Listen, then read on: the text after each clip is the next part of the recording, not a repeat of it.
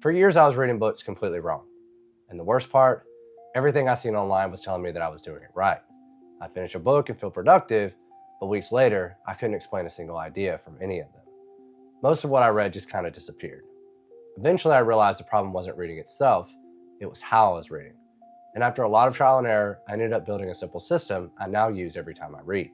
So in this video, I'm going to walk you through the 5 rules that have helped me finally remember what I read and actually use it. The first rule might surprise you because it's what most people think good reading looks like.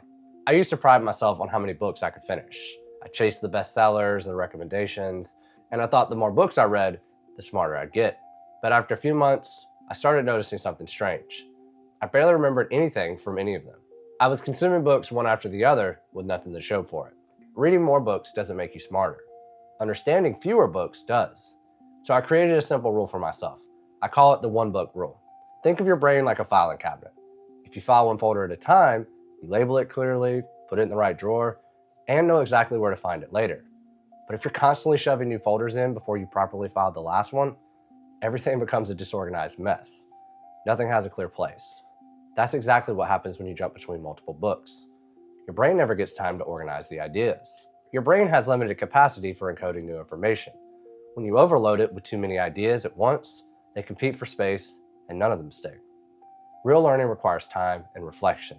So now I follow 1 rule, 1 book at a time.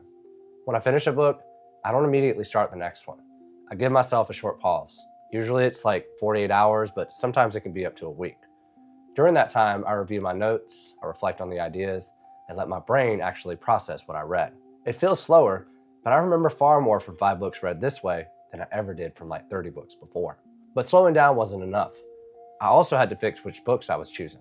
Even after I started reading 1 book at a time, I still struggled. I wanted to read everything that looked interesting. Biographies, philosophy, psychology, you name it. If a book looked fascinating, I wanted to dive into it. But even reading slowly, most of it still didn't stick. That's when I realized something important. Curiosity without direction is just distraction.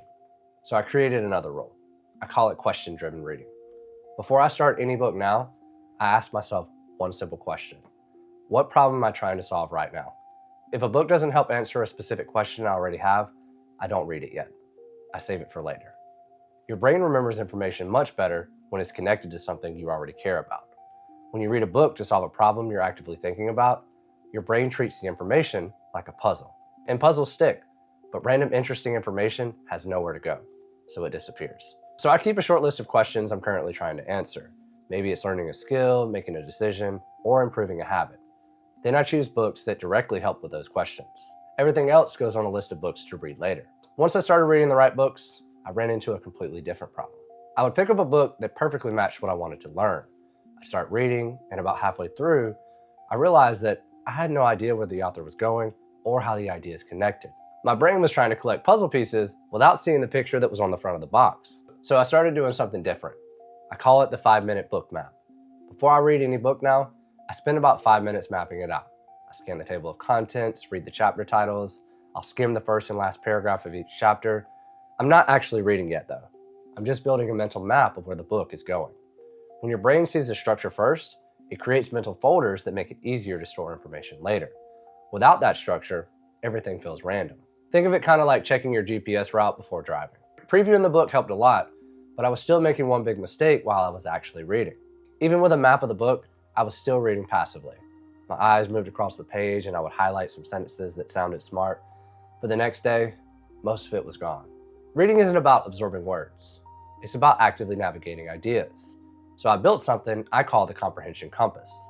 While I read, I constantly ask myself, what is this book about? What problems and solutions is the author presenting? Is this true?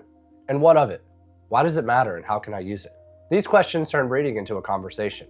Your brain isn't just seeing the words, it's analyzing, judging, and connecting, and figuring out how the ideas matter. That's what makes information stick. So every few pages, I pause and run one of these 4 questions through my mind. After each chapter, I'll summarize 2 to 3 key ideas in my own words. If I can't explain it simply, I know I didn't truly understand it yet. This forces active engagement instead of passive reading. Now, even after doing all of this, there was still one final piece missing. I was reading the right books, I had a map before starting, and I was engaging while I read, but once I finished the book, nothing changed. the book went right back on the shelf. My notes were in a notebook and my life just kept going. That's when I realized something important. Information without application isn't learning. It's just entertainment. So I created what I call the 48-hour action rule. After finishing any book, I have 48 hours to apply at least one idea from it.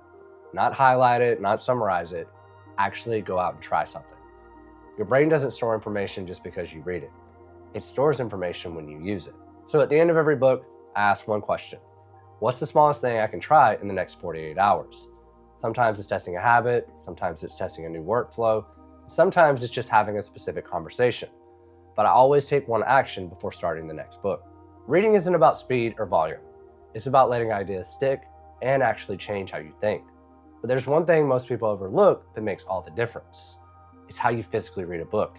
And that's exactly what I'm going to cover in this next video. Keep learning, keep growing, keep going. And I'll see you in the next one.